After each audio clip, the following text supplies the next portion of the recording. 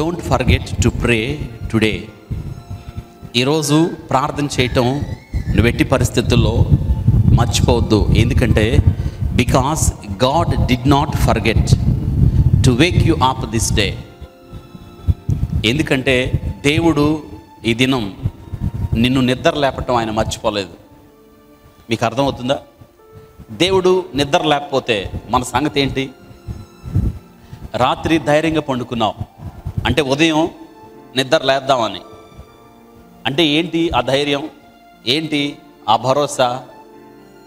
దేవుడు మనకున్నాడు అన్న నిశ్చయత. మరి ఆ దేవుడు నిన్ను నమ్మకంగా నిద్ర లేపాడు కదా.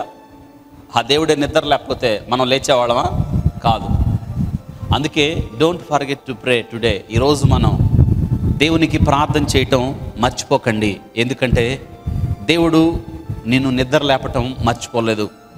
కాబట్టి ప్రతినిత్యం కూడా దేవుని సన్నిధిలో మనం ఉన్నామన్న నిశ్చయత, దేవుడు మనలను చూస్తున్నాడు అన్న నిశ్చయత కలిగి మనం నిందారహితులుగా మన జీవితాన్ని కొనసాగించవలసిన బాధ్యత ప్రతి ఒక్క క్రైస్తవుడి మీద ఉంది. గమనిస్తున్నారా? అవును, ఒక విషయాన్ని జ్ఞాపకం చేస్తున్నాను. యేషోబుని ఆమె ప్రతిదినం ప్రేరేపిస్తూ వచ్చింది. యేషోబు దగ్గరికి ప్రతిదినం ఆమె దగ్గరికి వచ్చి మాట్లాడుతూ వచ్చింది. వచ్చిన ఆమె ఎవరో తెలుసా? తక్కువ ఆమెమి కాదు, యజమానుడు భార్య. ఇంకొక మాట, యేషోబు జీవితంలో మొట్టమొదటిసారిగా ప్రేమగా మాట్లాడిన ఆమెను యేషోబు దగ్గరగా ఉండి చూస్తున్నాడు. యేషోబు పాపం చేయడానికి అన్ని రకాలైన పరిస్థితులు అనుకూలంగా ఉన్నాయి. బహుశా యేషోబు పాపం చేసిన ఎవరు చూసే పరిస్థితి లేదు. నిర్భయంగా యేషోబు పాపం చేయొచ్చు, కానీ యేషోబు పాపం చేయలేదు. ఎందుకు తెలుసా? దేవుడు చూస్తున్నాడని నిశ్చయత. ఆమెతో అంటాడు యేషోబు, ఇంత ఘోరమైన దుష్కార్యం నేను చేసి ఆ దేవుని కన్నుల ఎదుట నేను ఎలా పాపం చేస్తాను అన్నాడు. ఈరోజు నీకు జ్ఞాపకం చేస్తున్నాను, నిన్ను ఎవరు చూసినా చూడకపోయినా దేవుడు చూస్తున్నాడన్న నిశ్చయత కలిగి ఉండాలి. అందుకే దేవునికి భయపడాలనే జ్ఞాపకం చేస్తాను. ఒక విషయాన్ని జ్ఞాపకం చేస్తున్నాను. What is meant by character? ఒక వ్యక్తి యొక్క క్యారెక్టర్ గురించి, అంటే ఒక వ్యక్తి యొక్క ప్రవర్తన గురించి ఒక మాట చెప్పడానికి నేను ఇష్టపడుతున్నాను. అందరూ ఉన్నప్పుడు కాదు, ఎవరు లేనప్పుడు నువ్వేమై ఉన్నావో దట్ ఈజ్ యువర్ క్యారెక్టర్. మీకు అర్థమవుతుందా? అందరూ చూసేటప్పుడు మంచిగా ఉండడం కాదు, అందరి ముందు మంచిగా ప్రవర్తించడం కాదు. అందరూ చూస్తున్నారులే వేరే ముందు ఎందుకు నేను చెడ్డ అనిపించుకోవాలని మనం మంచిగా ప్రవర్తించడం కాదు. ఎవరు లేకుండా ఉంటారే, పాపము చేయడానికి అవకాశం ఉండి కూడా పాపానికి దూరంగా పరిగెత్తుతావే, దట్ ఈజ్ యువర్ క్యారెక్టర్. ఈరోజు అటువంటి ఆ మంచి ప్రవర్తన దేవుడు మనలో చూడాలని ఇష్టపడుతున్నాడు. యెహోవా మందిరమునకు వెళ్ళుదామని ప్రజలు నాతో అన్నప్పుడు నేను సంతోషించాను అంటాడు కీర్తనకారుడు. ఎందుకంటే దేవుని సన్నిధి మన జీవితంలో అత్యద్భుతమైనది జ్ఞాపకం చేస్తున్నాను. తన కుమారుడైన సొలొమోను అంటాడు, యెహోవా మందిరమునకు వెళ్ళినప్పుడు నీ ప్రవర్తన విషయం జాగ్రత్తగా ఉండు అంటాడు. అంటే మన ప్రవర్తన జాగ్రత్తగా చూసుకోవాలి. ఎందుకంటే చాలామంది మనల్ని చూస్తారు. మీరు గమనించారా? ఒక విషయాన్ని జ్ఞాపకం చేస్తున్నాను. మసీదుకి వెళ్తావు, ఏంద్రా ఇట్టున్నావు అనరు. లేదా గుడికి వెళ్తావు, ఏంట్రా ఇట్టున్నావు అనరు. లేదా పూజలు చేస్తావు, ఏంట్రా ఇట్టున్నావు అనరు. లేదా ఎక్కడికో తీర్థయాత్రలు చేస్తావు, ఏంట్రా ఇట్టున్నావు అనరు. చర్చికి వెళ్తున్నావు, ఏంట్రా ఇట్టున్నావు అంటారు. అంటే అర్థం ఏంటో తెలుసా? చర్చి అనేది ఒక పరిశుద్ధమైందని ప్రజలకు తెలియకనే తెలుస్తుంది. మీరు ఆలోచించారా? చర్చి ఒక పరిశుద్ధమైంది. ఏంట్రా చర్చికి వెళ్ళి ఎట్టున్నావు అంటారు. అవును కదా? ఏంట్రా గుడికి వెళ్ళి ఎట్టున్నావు అనరు. ఏంట్రా మసీదుకి వెళ్ళి ఎట్టున్నావు అనరు. ఎందుకంటే అది పరిశుద్ధమైంది కాదని లోకానికి తెలుసు. ఈరోజు ఈ దేవుడు ఎవరో తెలుసా? ఈ దేవుడు పరిశుద్ధుడు. నిన్ను పిలిచినవాడు పరిశుద్ధుడు. కాబట్టి మీరు కూడా పరిశుద్ధులై ఉండుడి. ఎన్నటన్నిటికీ కూడా పరిశుద్ధత నివాస స్థలం. ఒక్క క్రైస్తవుడికి మాత్రమే పరిశుద్ధుడు అన్న పేరుంటుంది.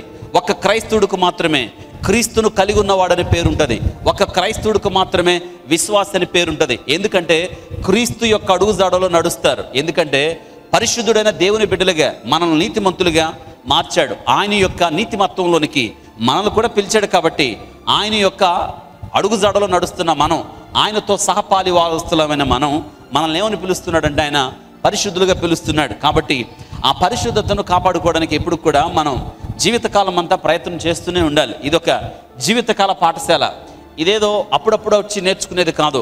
జీవితకాలం అంతా కూడా దేవుని యొక్క వాక్యం వైపు కుడికి కానీ ఎడమకు కానీ తొలగిపోకుండా ఈ వాక్యాన్ని ఆధారం చేసుకుని ఒక జీవితం కట్టుకోవాలి. మీకు అర్థమవుతుందా? అందుకే కీర్తనకారుడు అంటాడు, నీ వాక్యం నా పాదములకు దీపము, నా త్రోవకు ఏమైంది? వెలుగై ఉంది. నీ వాక్యం లేకుండా నేను నడవలేను. ఎందుకంటే లోకమంతా చీకటి, లోకమంతా అంధకారం, లోకమంతా గాఢాంధకారం. ఎక్కడ వెళ్ళాలో తెలియదు, ఏ దారిలోకి వెళ్ళాలో తెలియదు. అందుకే నీ వాక్యం ఉంటే చాలు. నీ వాక్యం నాకు మార్గం చూపిస్తుంది, నీ వాక్యం నన్ను ఉపదేశిస్తుంది, నీ వాక్యం నన్ను నడిపిస్తుంది. కాబట్టి నీ వాక్యం ఉంటే చాలు అంటాడు. గాఢాంధకారపు లోయలోకి నీ వెళ్ళినా నీ దుడ్డుకర్ర నీ దండం నన్ను ఆదరిస్తాయి అంటాడు. అంటే ఎంత కఠినకరమైన పరిస్థితులైన ప్రభువా నీ ఉంటే నాకు చాలు అన్నది ఈ యొక్క కీర్తనకారుడు యొక్క అనుభవం. కాబట్టి పరిశుద్ధత అనేది మన జీవితంలో చాలా చాలా ప్రాముఖ్యమైనది. ఎందుకంటే పరిశుద్ధులుగా ఉండడానికి దేవుడు నన్ను పిలిచాడు. నేను జ్ఞాపకం చేస్తున్నాను, ఈ యొక్క ఉదయకాలం మందు ప్రార్థన అనే విషయాన్ని మీతో పంచుకోవాలని ఇష్టపడుతున్నాను. ఒక అధ్యాయంలో పలుమార్లు కూడా దేవుడు ప్రార్థన ప్రార్థన ప్రార్థన గురించి ఆయన ప్రతిసారి కూడా చెప్పడానికి ఇష్టపడ్డాడు. ఎందుకంటే నేటి దినాన క్రైస్తవుల్లో ప్రార్థన లోపించింది. మీకు అర్థమవుతుందా? అవును, గంటల తరబడి పాటలు పాడేవాళ్ళు ఉన్నారు, గంటల తరబడి వాక్యం వినేవాళ్ళు ఉన్నారు, లేదా గంటల తరబడి వాక్యాన్ని చదివేవాళ్ళు ఉన్నారు. కానీ గంటల తరబడి ప్రార్థన చేసేవాళ్ళు లేరు. ఎందుకో తెలియదు. ఎందుకంటే నేటి దినానికి కూడా ప్రార్థన అనే కార్యంలో మలచబడని క్రైస్తవులు చాలామంది పోయి ఉండిపోయారు.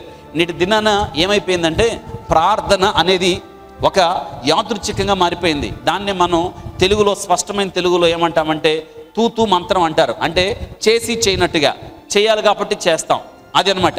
ఇది ప్రార్థన అయిపోయింది. కాదు కాదు కాదు ప్రార్థన ఒక వ్యక్తి జీవించడానికి ఏం చేస్తారంటే పల్స్ చూస్తాం.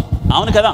ఒక వ్యక్తి బ్రతికున్నాడా చచ్చిపోయాడా అని ఆ వ్యక్తి గురించి నిర్ధారించడానికి మనం ఏం చూస్తామంటే డాక్టర్ గారు పల్స్ చూస్తాడు.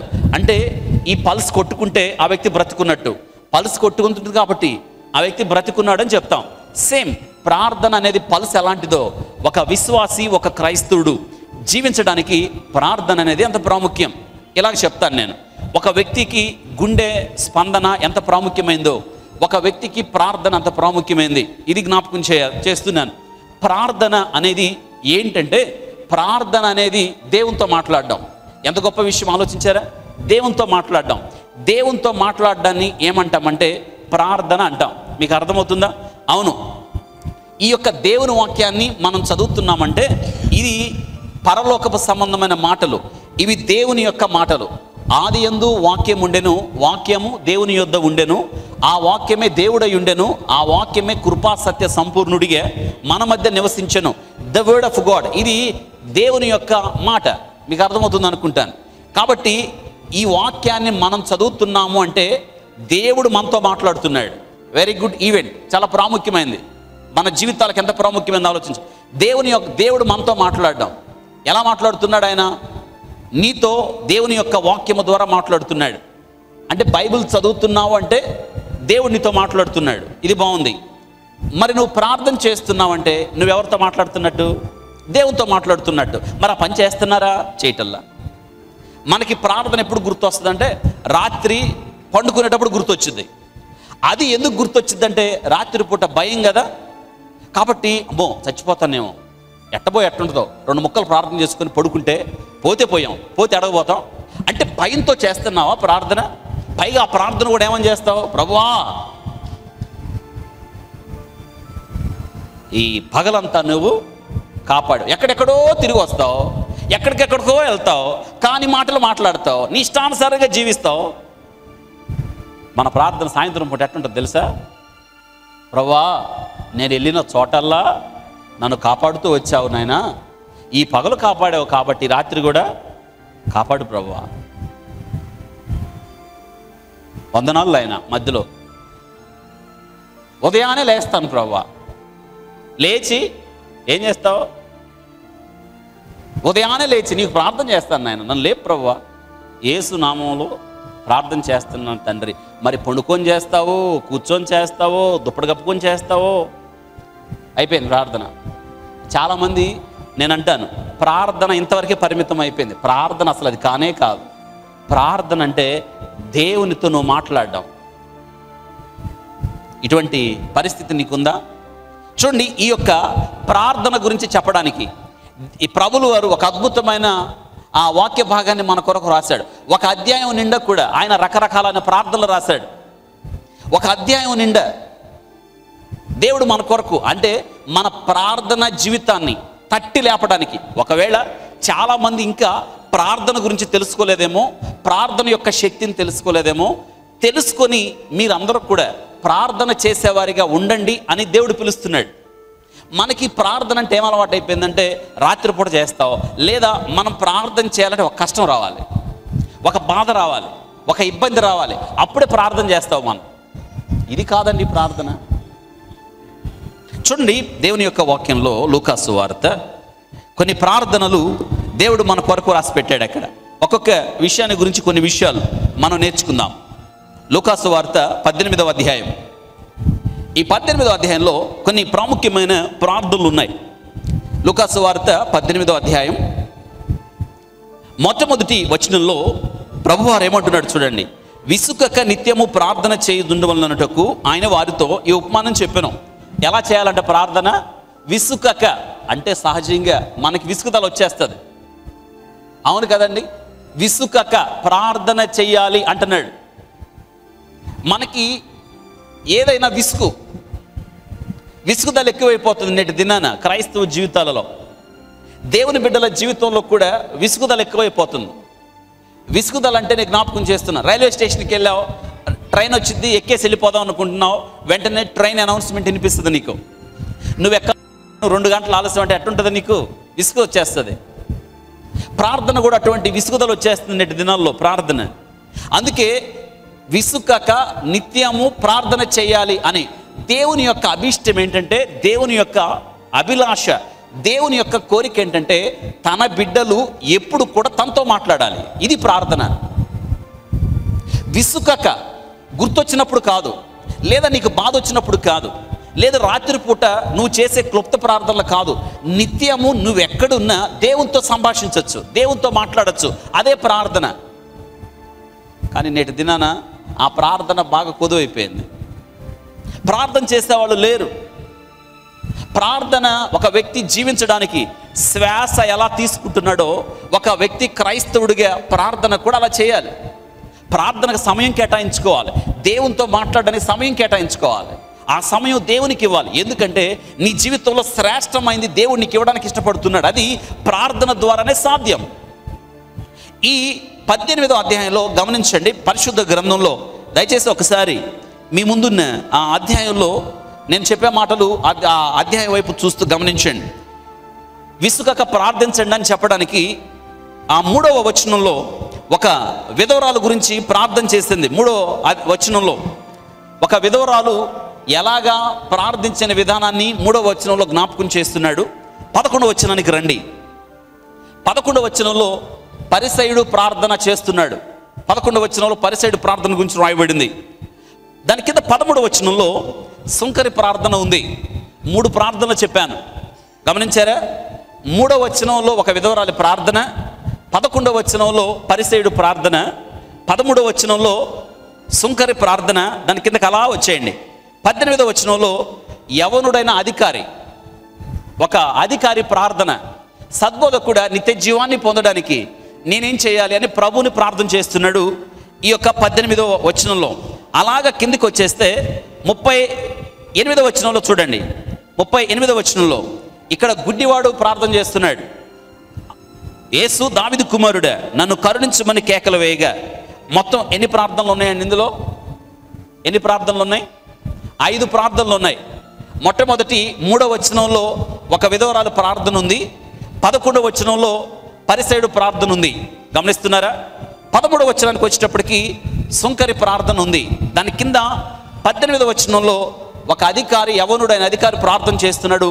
38వ వచనంలో ఒక గుడ్డి భిక్షకుడు ప్రార్థన చేస్తున్నాడు.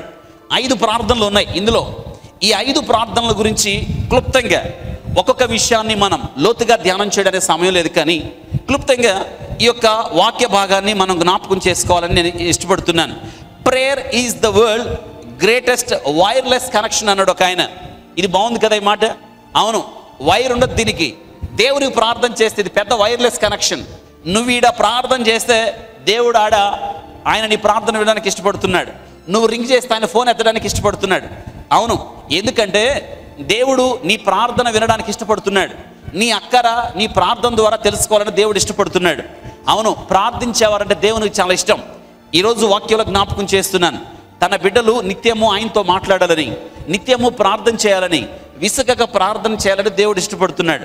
The greatest wireless connection. అవును, ఒక మాట జ్ఞాపకం చేస్తాను. మనం ఎవరికైనా ఫోన్ చేసాం, ఏమా వింటున్నారా? ఎవరికైనా ఫోన్ చేసావు, అవతల వ్యక్తి వేరే వాళ్ళతో మాట్లాడుతుంటే నీకు వచ్చే వాయిస్ ఏంటి ఫోన్లో? నువ్వు ఎవరికైనా ఫోన్ చేసావు, లేదా నాకు ఫోన్ చేశారు, నేను వేరే వ్యక్తితో మాట్లాడుతున్నాను, నా ఫోన్ నుంచి మీకు వచ్చే స్పందన ఏంటి? లైన్స్ బిజీగా ఉన్నాయని ఒకటి. రెండోది, మీరు మాట్లాడాలనుకుంటున్న వ్యక్తి వేరే లైన్లో ఆయన ఎట్టున్నాడు, బిజీగా ఉన్నాడు. కాబట్టి నువ్వు కొద్దిసేపు ఆగిన తర్వాత ప్రయత్నం చేయి. ఇది నీకు ఈ లోకంలో నీకు వచ్చే స్పందన. కానీ దేవుని దగ్గర లైన్స్ బిజీ లేవు. ఎందుకో తెలుసా? ఎందుకండి దేవుని దగ్గర నీకు ఈ స్పందన ఎప్పుడు రాదు? ప్రస్తుతం మీరు మాట్లాడాలనుకుంటున్న దేవుడు వేరే లైన్లో బిజీగా ఉన్నాడనే మాట రాదు.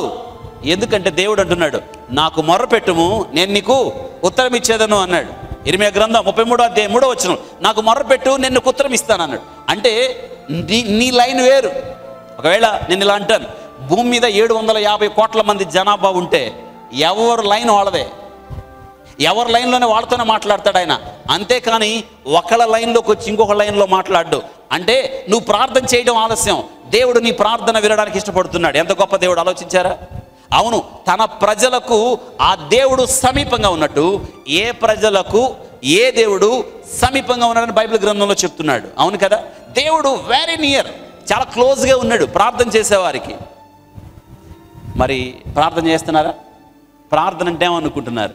దేవునితో మాట్లాడడం. అవును కదా? ప్రార్థన అంటే దేవునితో మాట్లాడడం. ఒక భక్తుడు అంటాడు, prayer is the most powerful weapon against trials. మనకొచ్చే సమస్యలకు, మనకొచ్చే కష్టాలకు, మనకొచ్చే బాధలకు, మనకొచ్చే ఇబ్బందులకు, మనకొచ్చే వ్యాధులకు prayer is most powerful weapon. ప్రార్థన మంచి ఆయుధం. ప్రార్థన ఆయుధం ఉంటే మనం ప్రతి దాన్ని ఎదుర్కోవడానికి అవకాశం ఉంది. The most powerful weapon. నీ దగ్గర వెపన్ ఉంది, వాడుతున్నారా? మన దగ్గర ఒక వెపన్ ఉందనుకోండి, ఒక ఆయుధం ఉందనుకోండి, దాన్ని వాడకపోతే ఏమైంది కొద్ది కాలానికి? అది మీకు ఇలా చెప్తే అర్థమవుతుందేమో. మీకు వెజిటేబుల్ కట్టర్ ఉందనుకోండి మీ దగ్గర, ఏమో కూరగాయలు కోసే కత్తి ఉంది, అది మీరు వాడకుండా మూల పడేశారు, ఒక 5 నెలలో 6 నెలలో పడేశారు. కొద్ది కాలం తర్వాత తీస్తే ఏమైంది? అది తుప్పు పట్టిపోద్ది. ఎందుకు? దాన్ని ఏం చేయలేదు, వాడలేదు. వాడకపోతే అంతే. దేవుడు మీకు ఒక వెపన్ ఇచ్చాడు, ప్రార్థన అనే వెపన్. దాన్ని వాడితే మీరు ఇంకా శక్తిమంతులు అవుతారు. చాలాసార్లు మనం కష్టాలు వచ్చినప్పుడు, బాధలు వచ్చినప్పుడు, వేదనలు వచ్చినప్పుడు, సమస్యలు వచ్చినప్పుడు కృంగిపోతాం. Use your weapon. నీకున్న ప్రార్థన అనే ఆయుధాన్ని వాడు. ప్రభువా, నాకు ఈ కష్టం వచ్చింది నాయన, నాకు ఈ బాధ వచ్చింది ప్రభువా, నాకు ఈ ఇబ్బంది వచ్చింది, నువ్వు తప్ప నాకు ఎవరు తీరుస్తారు ఈ కష్టం, నువ్వు తప్ప ఈ బాధ ఎవరు తీరుస్తారు? That is most powerful weapon you can use. ఈ ఆయుధాన్ని వాడాలి. The most effective medicine against sickness, that is prayer. Effective medicine. నీకొచ్చే ప్రతి వ్యాధి రుగ్మతలకు, ప్రతి బలహీనతకు మోస్ట్ ఎఫెక్టివ్ మెడిసిన్ ప్రపంచంలో నీకు ఎక్కడ దొరకదు ఈ మందు. That is prayer. అదే అండి ప్రార్థన. Most powerful weapon, most effective medicine. Most effective medicine. మరి ఎప్పుడైనా వాడారా ఈ మందు? వాడుకోవాలి, ఈ మందు వాడాలి. అవును కదా? ఈ మందు వాడితే నీ పరిస్థితులు మెరుగవుతాయి. ఎంత తేలికండి ప్రభు దగ్గరికి వెళ్ళి ప్రార్థన చేయటం. అందుకే కీర్తనకారుడు అంటాడు, నా దేవునికి నేను మొరపెడతాను. ఎందుకో తెలుసా? ఆపత్కాలములో ఆయన నమ్మతగిన సహాయకుడు. అందరు చెప్పండి, ఆయన ఎవరండి? నమ్మతగిన, వెరీ నియర్. అందుకే ఆయన్ని వేడుకోవాలి మనం, ఆయన పాద సన్నిధిలో ఆయన పాదాలు పట్టుకోవాలి. ఇలా చేయలేకపోతున్నాం. ఎందుకని? మనం, నీకు తెలియదు ఇంకా ప్రార్థన యొక్క గొప్పతనం ఏంటో, నీకు తెలియకుండా పోతుంది ప్రార్థన యొక్క శక్తి ఏంటో నీకు తెలియకుండా. ఇంతవరకు చాలామందికి ప్రార్థనలో నువ్వెంత గొప్ప వ్యక్తిగా మలచబడతావో నీకు తెలీదు. ఈరోజు తెలుసుకోవాలని దేవుడు ఇష్టపడుతున్నాడు. The most valuable gift someone you love. నువ్వు ఎవరినన్నా ప్రేమిస్తున్నావు అంటే మనం చాలాసార్లు అతనికి ఒక గిఫ్ట్ ఇస్తాం. నేను అంటాను, the most valuable gift to someone you love. నువ్వు ఎవరినైతే ప్రేమిస్తున్నావో వారికి నువ్విచ్చే శ్రేష్టమైన కానుక ఏంటంటే యు ప్రే ఫర్ దెమ్. నువ్వు ఎవరినైతే ప్రేమిస్తున్నావో వారికి ఇచ్చే కానుక ఏంటో తెలుసా? వాళ్ళ కోసం నువ్వేం చేయాలి? ప్రార్థన చేయాలి. ఈరోజు నేను జ్ఞాపకం చేస్తున్నాను, ప్రార్థన చేస్తున్నామా? మరి మనం బైబిల్ చదువుకుంటున్నారు, బాగుంది. దెన్ మరి నీ ప్రార్థన జీవితం ఎలా ఉంది? ప్రార్థన పరిస్థితులను మారుస్తుంది. ప్రార్థన నిన్ను దేవునికి దగ్గరికి తీసుకొస్తుంది. ఒక మాట చెప్పనా? దేవుడు మనల్ని పరిశుద్ధులుగా పిలిచాడు, మనల్ని నీతిమంతులుగా మార్చాడు. నీ నీతిమత్వంలో, నీ పరిశుద్ధతలో ఈ ప్రార్థన ద్వారా అలాగా దేవునితో నీ జీవితం కొనసాగుతూ ఉంటుంది. ప్రార్థన లేకపోతే నువ్వు పరిశుద్ధతలో ఇమడలేవు. ప్రార్థన లేకుండా దేవుని రూపులో మార్చలేవు. ప్రార్థన లేకుండా దేవునితో సహవాసం చేయలేవు. ఎందుకంటే ఆయన ప్రియ కుమారుడైన యేసు క్రీస్తు యొక్క సహవాసములోనికి నిన్ను నన్ను పిలిచాడు. అవును కదా? ఇద్దరు వ్యక్తుల మధ్య స్నేహం, బంధం గట్టిగా ఉండాలంటే ఆ ఇద్దరు వ్యక్తుల మధ్య సంభాషణ కొనసాగాలి. దేవుడు వాక్యము ద్వారా నీతో మాట్లాడినప్పుడు ప్రార్థన ద్వారా తిరిగి దేవునితో నువ్వు మాట్లాడాలి. అందుకే నేను ఒక విషయం జ్ఞాపకం చేస్తున్నాను. ఉదయం మొదటి ఆరాధనలో నేను జ్ఞాపకం చేస్తున్నాను. ప్రతిసారి కూడా యెహోషువ ఉదయాన్నే లేచెను, యెహోషువ ఉదయాన్నే లేచెను అనే మాట బైబిల్ గ్రంథంలో మనం ధ్యానం చేసాం. ఎందుకు యెహోషువ ఉదయాన్నే లేచాడంటే దేవుణ్ణి కలుసుకోవడానికి. యోబు గురించి మొదటి అధ్యాయంలో ఒక అద్భుతమైన మాట ఉంటుంది. యోబు అంట అరుణోదయమున లేచాడు, ఉదయాన్నే లేచాడు. ఎందుకంటే దేవునికి దహన బలులు అర్పించడానికి. దహన బలులు అంటే ప్రార్థన చేయడానికి.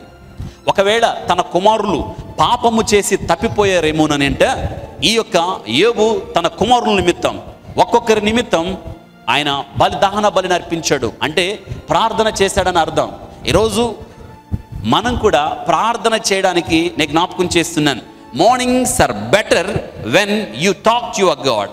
ఉదయకాలాలు అంటే ఎవరిని కలుసుకోక ముందు దేవుని కలుసుకోవడం, ఎవరితో మాట్లాడక ముందు దేవునితో మాట్లాడడం, ఎవరి ముఖాన్ని చూడక ముందు దేవుని ముఖాన్ని చూడడం చాలా మంచిది కదా. నేను జ్ఞాపకం చేస్తున్నాను, మీరు దేవునికి సమయాన్ని కేటాయించండి. ఎందుకంటే ప్రార్థన అనేది మన జీవితంలో ఎంత ప్రాముఖ్యమైందంటే ఈరోజు నేను జ్ఞాపకం చేస్తున్నాను, ప్రార్థన లేకుండా మనం క్రైస్తవుడిగా ఉండడానికి వీల్లేదు.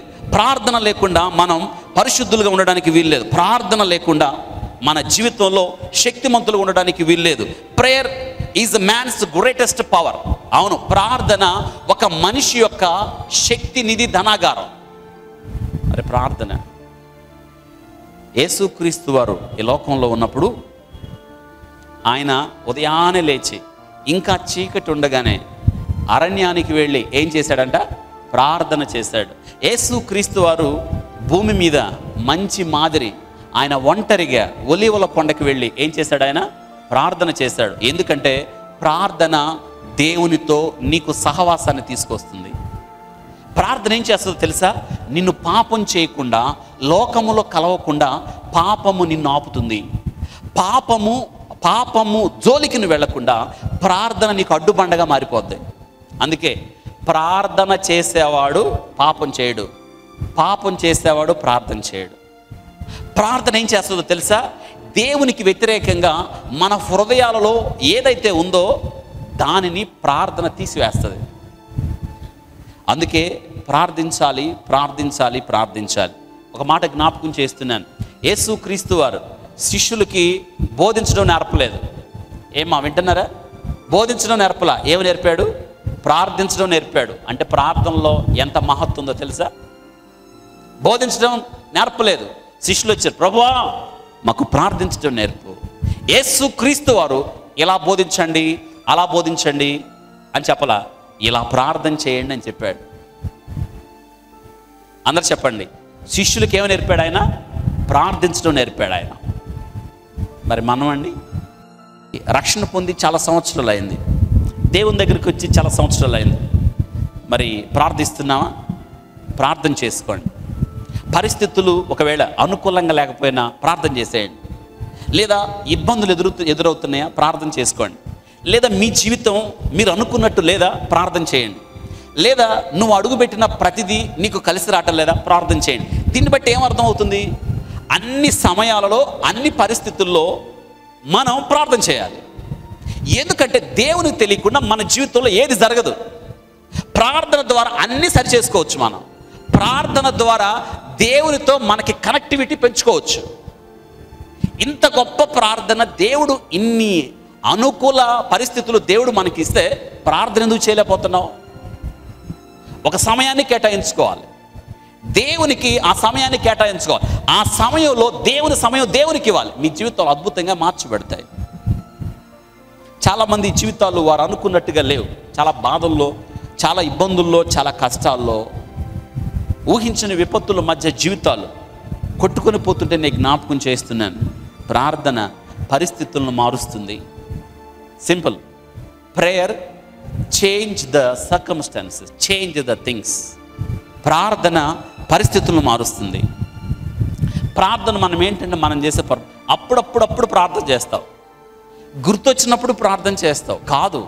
అప్పుడప్పుడు కాదు, గుర్తొచ్చినప్పుడు క్రమం తప్పకుండా దేవుని సమయాన్ని దేవునికి. మీకు చక్కని ఉదాహరణ జ్ఞాపకం చేశాను ఇందాక.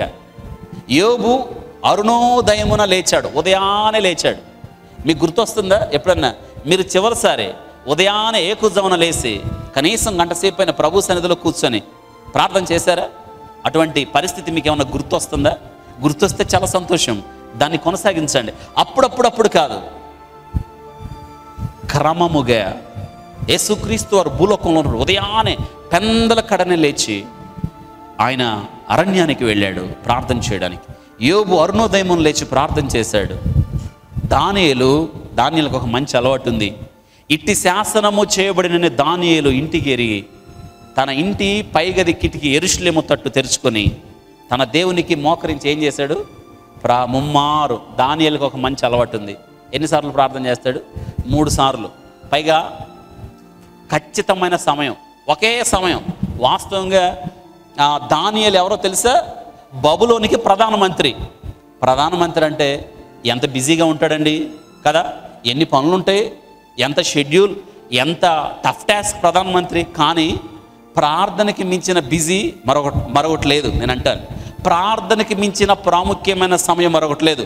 ప్రధానమంత్రి అన్ని పక్కన పెట్టుకొని ఏం చేయడానికి వచ్చాడు? ఇంటికి ప్రార్థన చేయడానికి వచ్చాడు. పైగా అట్ట ప్రార్థన చేస్తే శాసనం చేశారు, సింహ బోన్లో వేస్తామని. దానియేలు ఏమైనా భయపడ్డా? కాబట్టి నేను అంటాను, ప్రార్థన నీకు ధైర్యాన్ని ఇస్తుంది. మరి మనం చాలాసార్లు ఎందుకండి ప్రార్థన గురించి మనం ఎన్నెన్నో వర్తమానాలు విన్నాం, కానీ ఇంకా ప్రార్థన చేయలేని పరిస్థితుల్లో మనం ఉండిపోయాం. ఎందుకు ప్రార్థన చేయలేకపోతున్నాం? మీరు ఆలోచించండి. దేవుడు ఇంతగా మనకు బోధిస్తున్నాడు. అవును, మనం ఇంకొక గంట సేపు చెప్పినా మీరు వాక్యం వింటారు, కానీ మనందరం మోకరించి ఒక గంట సేపు ప్రార్థన చేసుకుందామనంటే మన శరీరం సహకరించదు. ఎందుకంటే మనకు అలవాటు లేదు. మీరు ఆలోచించండి, చాలామందికి మోకరించి ప్రార్థన చేసే అలవాటు చాలామందికి ఉండదు. ఎందుకంటే అలవాటు లేక, నీకు అలవాటు లేదు అలా చేయటం. చాలామంది కూర్చొని 2 నిమిషాలు ప్రార్థన చేసి ఇంక అయిపోయింది. మీరు ఆలోచించండి, ఇదేనా ప్రార్థన అంటే? భూమి మీద నువ్వు బ్రతికేది కొద్ది కాలం, నువ్వు వెళుతున్న పరలోక రాజ్యానికి సిద్ధపాటే ప్రార్థన, దేవునితో మాట్లాడడం కీలకమైన విషయం. కాబట్టి నేను జ్ఞాపకం చేస్తున్నాను, దినానికి ఇంత సమయం అని కేటాయించండి, ఒక స్థలాన్ని కేటాయించండి. ఇస్సాకు గురించి ఒక మాట జ్ఞాపకం చేస్తున్నాను. ఇస్సాకుకి దేవుణ్ణి ధ్యానించడానికి, ప్రార్థన చేయడానికి ఒక సమయం ఉంది, ఒక స్థలం ఉంది. అతని సమయం ఏంటి?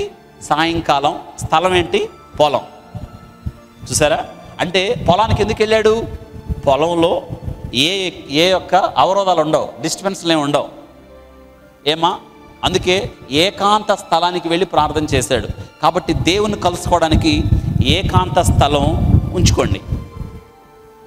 మీ ఇంట్లో ఏదో ఒక మూల ఒక ఏకాంత స్థలం ఉంటుంది ఖచ్చితంగా. లేదా ఇంటి మిద్దె మీద ఏకాంత స్థలం, ఎవరు రాని స్థలం, ఎవరు డిస్టర్బ్ చేయని స్థలం.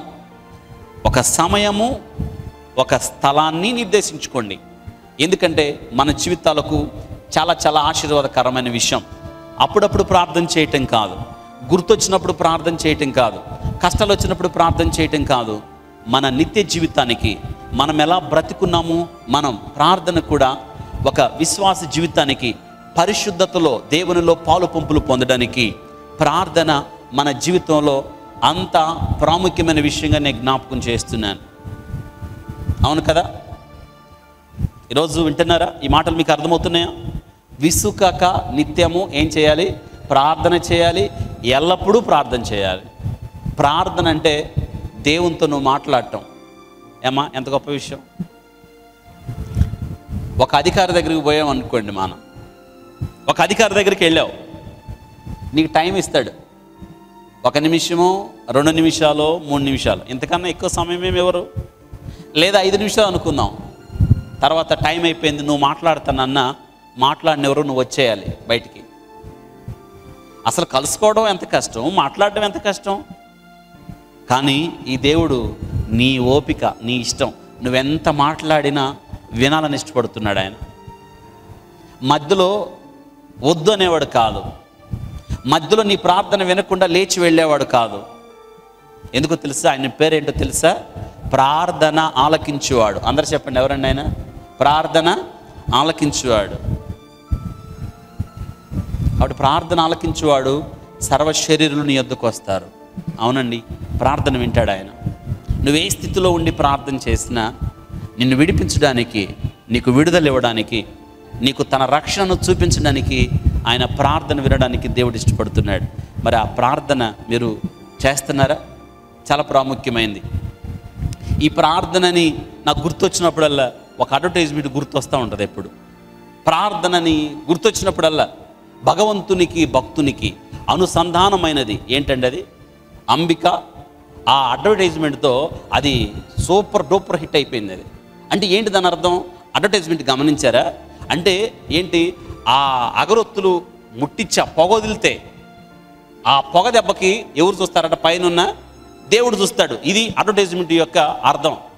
భగవంతునికి భక్తునికి అంటే ప్రార్థన చేసేవాడికి పైన భక్తునికి మధ్యలో కలిపేదేంటి? పొగ. అంటే అడ్వర్టైజ్మెంట్ యొక్క అర్థం. పొగ కలపదు. పొగ అంటే బైబిల్ గ్రంథంలో ఏముందంటే ధూపం. That is prayer. కీర్తనకారుడు అంటాడు, నా ప్రార్థన నీ సన్నిధిలో ధూపం వల్లే వస్తుంది. ధూపం అంటే ఏంటి? పురాతనమైన కాలంలో మనం చూస్తూ ఉంటాం. ఒక యజ్ఞం, ఒక యాగం చేసి ఒక పెద్ద నిప్పులు కుంపటి మండిస్తా దాని మీద పొగ వెళ్తూ ఉంటుంది పైకి. మనం ఆ ఫోటో చూస్తాం. ఆ పొగ ఆకాశాన్ని అంటుతూ ఉంటుంది. ఆ పొగ అంటే ఏంటో కాదు, అది ప్రార్థన. భగవంతునికి భక్తునికి అనుసంధానమైంది ఏంటి? ఇప్పుడు చెప్పండి, ఏంటది? ప్రార్థన. అందరూ చెప్పండి, ఏంటండి అది? ప్రార్థన. మరి ప్రార్థన నిజంగానే చేయాలి మనం. మరి ప్రార్థన లేకుండా దేవునితో సంబంధం ఎలా వచ్చింది మనకి? ఏమో వింటున్నారా? అందుకే ఈ అధ్యాయంలో 5 రకాల ప్రార్థనలు ఉన్నాయి. గమనించారా? 5 రకాల ప్రార్థనలు. మొదటిగా విధవరాలు ప్రార్థన, తర్వాత పరిసయ్యుడు ప్రార్థన, ఆ తర్వాత సుంకరి ప్రార్థన, ఆ తర్వాత యవనుడైన అధికారి ప్రార్థన, 38వ వచనానికి వచ్చేటప్పటికి గుడ్డివాడి ప్రార్థన. బ్యూటిఫుల్. 5 రకాల ప్రార్థనలు ఉన్నాయి. ఈ 5 రకాల ప్రార్థనలో నేను జ్ఞాపకం చేస్తున్నాను చాలా క్లుప్తంగా. మొదటి 3 వచనంలో గమనించారా? విసుకక నిత్యము ప్రార్థన చేయాలి అని దేవుడు జ్ఞాపకం చేస్తూ ఒక ఉపమానం చెప్పాడు. ఆ ఊర్లో ఒక న్యాయాధిపతి ఉన్నాడంట. ఆ ఊర్లో న్యాయాధిపతి ఉన్నాడు. ఆ న్యాయాధిపతి గురించి ఏమని ప్రభు చెప్తున్నాడో ఆ మాటలు గమనించండి. ఇవి చాలా ఇంట్రెస్టింగ్గా ఈ మాటలు ఉంటాయి. దేవునికి భయపడకయు మనుషులు లక్ష్య పెట్టకయు నుండి ఒక న్యాయాధిపతి ఒక పట్టణంలో ఉండెను. ఆ పట్టణంలో ఒక విధవరాలు ఉండెను. ఆమె అతని యొద్దకు తరచుగా వచ్చి, ఎట్లా వచ్చిందంట? తరచుగా అంటే మళ్ళీ వస్తూ ఉందామా? నా ప్రతివాదికి నాకు న్యాయం తీర్చమని అడుగుచూ వచ్చిన కానీ అతడు కొంతకాలం, ఎంతకాలం అండి? కొంతకాలం ఒప్పకపోయాను. తర్వాత అతడు, నేను దేవునికి భయపడకయు మనుషులు లక్ష్య పెట్టకయు ఉండెను. ఈ విధవరాలు నన్ను తొందర పెట్టుచున్నది గనుక మాటికి వచ్చి, ఎలా వస్తుందంటామా? మాటికి మళ్ళీ వచ్చి గోజాడకుండునట్లు. ఎలా ప్రార్థన చేస్తున్నామా? గోజాడుకుండునట్లు ఆమెకు న్యాయము తీరుతున్నాను తనలో తాను ఆలోచించుకొని, మరియు ప్రభుత్వ నేను అన్యాయస్తుడైన న్యాయాధిపతి చెప్పిన మాట వినుడి. దేవుడు తను ఏర్పరచుకున్న వారు దివారాత్రములు తన గురించి మొరపెట్టుచుండిగే వారికి న్యాయము తీర్చడా? ఆయన వారికి త్వరగా న్యాయము తీర్చును. వారి విషయమే కదా ఆయన దీర్ఘశాంతం చూపుతున్నాడు. ఈ విషయాన్ని గమనించారా? విసుకక ప్రార్థన చేయండి. మనం ఎలా చేస్తామంటే ఒకదాని గురించి ప్రార్థన చేస్తాం. 1 రోజు, 2 రోజులు లేదా 3 రోజులు ప్రార్థన చేస్తాం. 1 వారం ప్రార్థన చేస్తాం. 1 నెల ప్రార్థన చేస్తాం. తర్వాత ఇది చేయం. ఎందుకు? విసుకొచ్చేస్తుంది. మనకి ప్రార్థనలు ఎలా అలవాటు అయిపోయినాయి అంటే ఆమెన్ అనే లోపు ఏమవ్వాలి? అక్కడ ఉండాలి. నిజమేనంటారా? ఇది న్యాయమేనంటారా? అవును. ఇప్పుడు అన్నీ ఫాస్ట్ ఫుడ్ కల్చర్ అయిపోయింది. క్రైస్తవ జీవితంలో కూడా ఫాస్ట్ ఫుడ్ తెలుసా? ఎక్కడ చూసినా ఫాస్ట్ ఫుడ్ సెంటర్లే. అంటే దేని గురించి మనం వెయిట్ చేసే పనిలే, మనం దేని గురించి అన్నా ఎదురు చూడాలంటే మహా విసుగు. ఏం అవసరం, ఇప్పుడు ఇంట్లో ఉండే అన్నీ చేసుకోవచ్చు. ఏమా, ఇంట్లో ఉండే అన్నీ చేసుకోవచ్చు.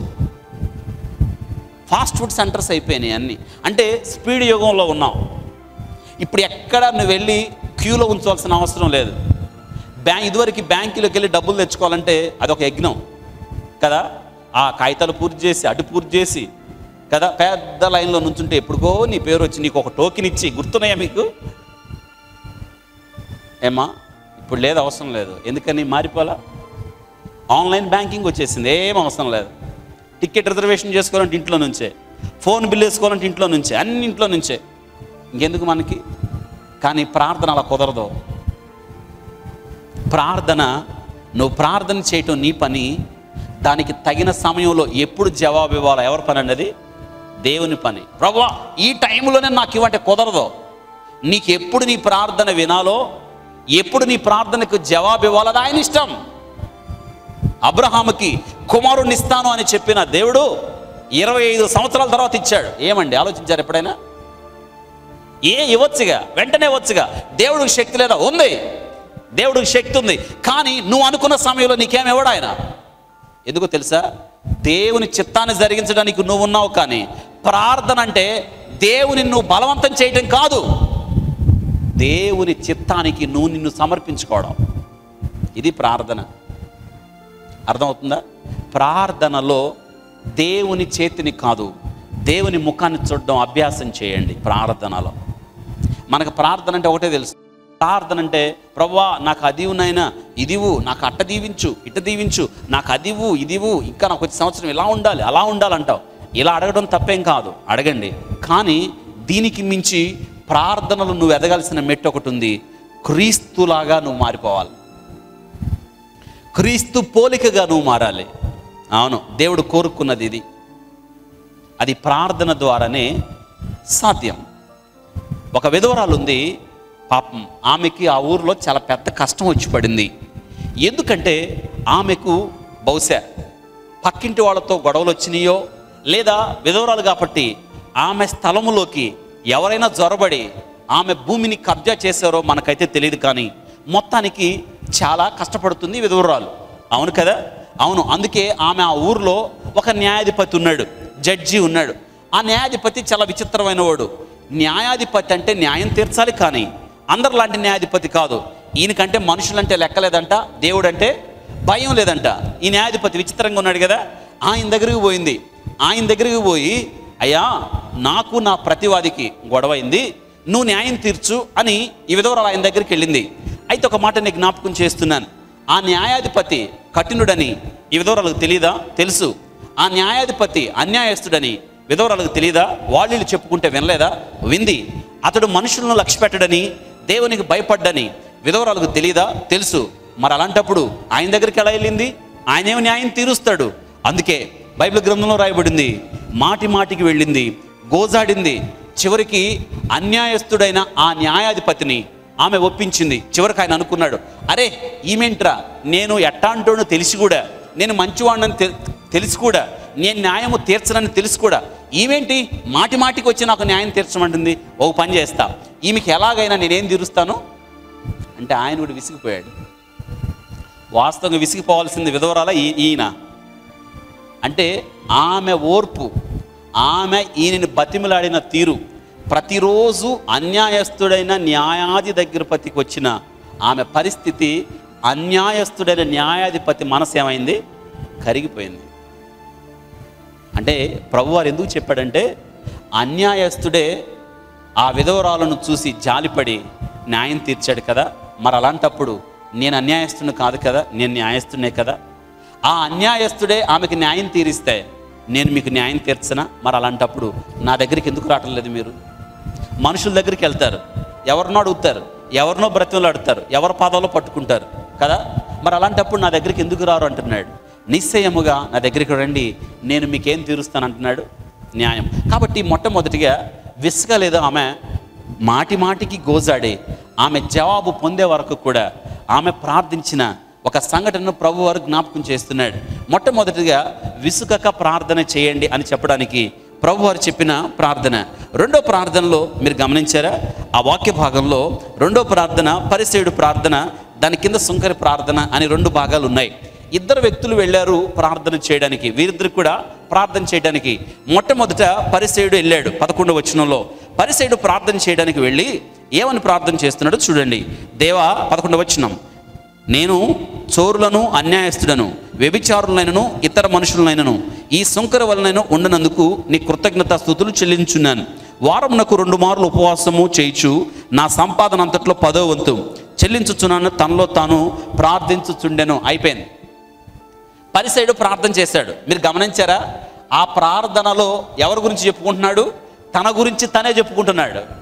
ఏమని చెప్తున్నాడు అంటే తన గురించి, ప్రభువా, నేను ఎంత మంచివాడినో తెలుసా, నేను ఎంత గొప్పవాడినో తెలుసా, నువ్వు ధర్మశాస్త్రం ఇచ్చావే, ఆ ధర్మశాస్త్రం ప్రకారం నేనేం చేస్తున్నాను తెలుసా, నేను చోరును కాదు, నేను అన్యాయస్తుని కాదు, నేను చాలా మంచోడిని, నేను ఇతరులాగా ఎవరిలాగా లేను, నేను ప్రత్యేకంగా జీవిస్తున్నా, నన్ను చూడు, అసలు అంత మాత్రమే కాదు, నేను ఆ సొంకర్లాగా కూడా లేను. అంటే ఏంటి? దేవుడు ముందు తనను తను ఏం చేసుకుంటున్నాడు? హెచ్చించుకుంటున్నాడు. దేవుని దగ్గరికి వచ్చి మనల్ని మనం తగ్గించుకోవాలి, కానీ మన దీనస్థితిని చూపించాలి. కానీ ఎవడు నా మాట విని వణుకుతాడో అంటున్నాడు, వానిని నేను దృష్టిస్తాను అంటున్నాడు. వినయము కలిగిన మనస్సు కలిగిన వారి దగ్గర నేను నివాసం చేస్తాను అంటున్నాడు. ఈ యొక్క పరిసేయుడు చూసారా, తను తను గొప్పగా చేసుకుంటున్నాడు. దేవుడు ముందు తను తను హెచ్చించుకున్నాడు, ఇతర మనుషులను తక్కువగా చూస్తున్నాడు. గమనించారా? ఇది పరిసేయుడు ప్రార్థన. రెండో ప్రార్థన ఏంటో తెలుసా?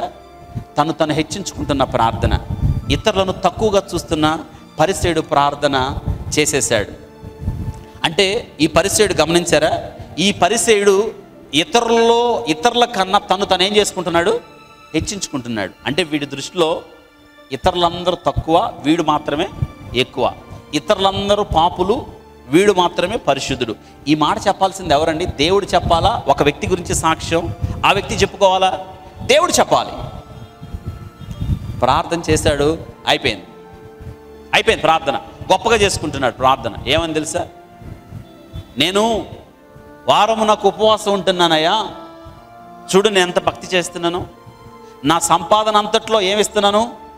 దశంభాగం ఇస్తున్నాను. నేను ఎంత మంచివాడినో చూడు, నేను అన్యాయస్తుని కాదు, చోరుని కాదు, నేను వ్యభిచారిని కాదు, నేను ఇతర మనుషుల్లాగా లేను, నేను ఈ సుంకర్లాగా కూడా లేను. అంటే అతని దృష్టిలో ఎవ్వరు మనుషులు కాదు, ఎవ్వరు మంచోళ్ళు కాదు, ఎవ్వరు నీతిపరులు కాదు, వీడే నీతిమంతుడు. అందుకే ప్రభు ఇలాంటి వాళ్ళని గురించి అన్నాడు. ఏంటో తెలుసా? గుడ్డివాడుకు త్రోవ చూపిస్తే ఇద్దరు పోయి దేనిలో పడతారు. అందుకే ఇటువంటి వాళ్ళని గురించి ప్రభు చెప్పాడు, సున్నము కొట్టిన సమాధులు. వారు చెప్పడానికి చెప్తారు, కానీ దానిని వారు పాటించరు. వారు సమాజంలో అగ్రపీఠాల మీద కూర్చోడానికి ఇష్టపడతారు వాళ్ళు. అవును, దేవుడు వీరిని తీవ్రంగా ఖండించాడు, ఈ పరిసయ్యుల్ని. ఇంతకీ వాడు ప్రార్థన చేయడానికి ఇంతకు ఎందుకు వచ్చినట్టు? తన గొప్పతనం చూపించడానికి వచ్చాడా? దేవుణ్ణి వేడుకోవడానికి వచ్చాడా? ఆ చదివిన వాక్య భాగాన్ని బట్టి వాడు దేవుణ్ణి వేడుకున్నట్టు ఏమీ లేదు అక్కడ. వాడి గొప్పతనాన్ని ప్రభు ముందు ప్రదర్శించడానికి వచ్చాడు. అందుకే తను హెచ్చించుకున్నాడు. కాబట్టి దేవుడు వాడిని ఏం చేశాడు? తగ్గించేశాడు. ఇందుకు ఒక మాట, దేవునితో వాడికి ఏమైనా పని ఉందా? అలాంటప్పుడు ఏం పని లేదు ఇంకా వాడికి. ప్రార్థన అయిపోయింది, వెళ్ళిపోయాడు. మరొకడు ఉన్నాడు అక్కడ. ఎవరండి? ఆ 13వ వచనంలో ఎవరతను? సుంకరి. ఇంతకీ ఈ సుంకర జోలికి ఎందుకు వచ్చాడు ఆ పరిసేయుడు? ఆ సుంకర జోలికి ఎందుకు వచ్చాడండి? ప్రార్థన చేస్తున్నాడు, ప్రభువా నేను చోరును కాదు, అన్యాయస్తుని కాదు, వ్యభిచారిని కాదు, ఇతర మనుషుల్లాగా లేను అని తక్కువని ఇటు చూశాడు. ఎటు? అటు పాపం సుంకరు దూరంగా వచ్చేటప్పటికి ఈడు దృష్టి ఎటు పడింది అంటే, ఇంతకీ ఈడు కళ్ళు తెరిచి ప్రార్థన చేస్తున్నాడు, కళ్ళు మూసి ప్రార్థన చేస్తున్నాడు. చెప్పండి, కళ్ళు తెరిసే కళ్ళు మూసా? కళ్ళు తెరిచాడు. అప్పుడప్పుడు కూడా మన ఇంటికి పాస్టర్ గారు వచ్చాడు అనుకోండి, ఆయన 2 నిమిషాలు ఎక్కువ మొదలు పెట్టాడు అనుకో, మనం ఏం చేస్తాం? ఒక కన్ను మూసి ఏంట్రా ఇంకా ఈయన, నా కాళ్ళు నొప్పులు ఇప్పుడేగా నుంచుంది, కాళ్ళు నొప్పులు ఎందుకు వచ్చినాయి అప్పుడే? ఏమా ఎవరికైనా అలవాటు ఉందా? ఎవరన్నా ప్రార్థన చేస్తే మనం ఖచ్చితంగా మధ్యలో ఖచ్చితంగా కళ్ళు తెరిచి చూసే అలవాటు చాలామందికి ఉంటుంది. అది మంచి అలవాటు కాదు. అది ఎవరు అలవాటు తెలుసా? పరిసయ్యుడు అలవాటు. పరిసయ్యుడు మధ్య మధ్యలో ఎందుకు కళ్ళు తెరుస్తున్నాడు? వాడు నేను చేసే ప్రార్థన ఎవరైనా వింటున్నారు అంటే వీడి దృష్టిలో వినమనా వద్దనే? వినమని అంటే వీడి ప్రార్థన వింటే ఏమనుకోవాలి? వీడిని ప్రజలు, అమ్మో చాలా గొప్పోడు పరిసయ్యుడు, 2 మార్లు ఉపవాసం ఉంటున్నాడంట, ఎంత గొప్పోడు, తన సంపాదన అంతట్లో 10వ వంతు దేవునికి ఇస్తున్నాడంట, ఎంత మంచోడు, నేను చోరును కాదు అన్యాయస్తుని కాదు అంటున్నాడు అని అంతదాకా చేశాడు. పోనీ అనుకుందాం. తిరిగి ఈడు ఎవరి మీద దృష్టించాడు? తన దృష్టిని సుంకరి మీద. ఈ సుంకర్లాగా లేను అన్నాడు. ఆ సుంకర జోలి వీడికి ఎందుకండి? నిజంగానే ప్రార్థన చేశాడు, ఎట్టా వచ్చాడో అట్టాగే తిరిగి వెళ్ళిపోయాడు. ప్రార్థన అయిపోయింది. పాపం. మరొక ప్రార్థన, 3వ ప్రార్థన గమనించండి. అక్కడ ఆ సుంకరి ప్రార్థన చేస్తున్నాడు. 13వ వచనం. అయితే సుంకరి దూరముగా నిల్చోండి, ఆకాశం వైపు కనులెత్తుటకనే ధైర్యం చాలక రొమ్ము కొట్టుకొనుచు, దేవా పాపిని నన్ను కరుణించమని పలికెను. గమనించారా?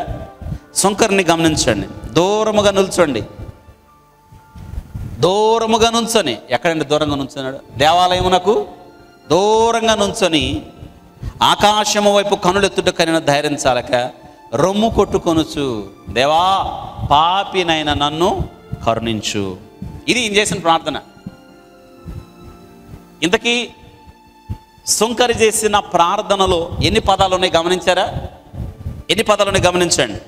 దేవా 1, పాపినైనా 2, నన్ను 3, కరుణించుము 4. మొత్తం ఎన్ని పదాలు ఉన్నాయి? 4 పదాల ప్రార్థన. పరిసయ్యుడు చేసింది సుదీర్ఘమైన ప్రార్థన. సుంకరి చేసింది ఎన్ని పదాల ప్రార్థన? 4 పదాల ప్రార్థన. దేవుని దగ్గర ఇంత పెద్ద ప్రార్థన చేస్తేనే అవసరంలా, విరిగి నలిగిన హృదయంతో నువ్వు చేసిన 4 ముక్కలు చాలు. ఏమా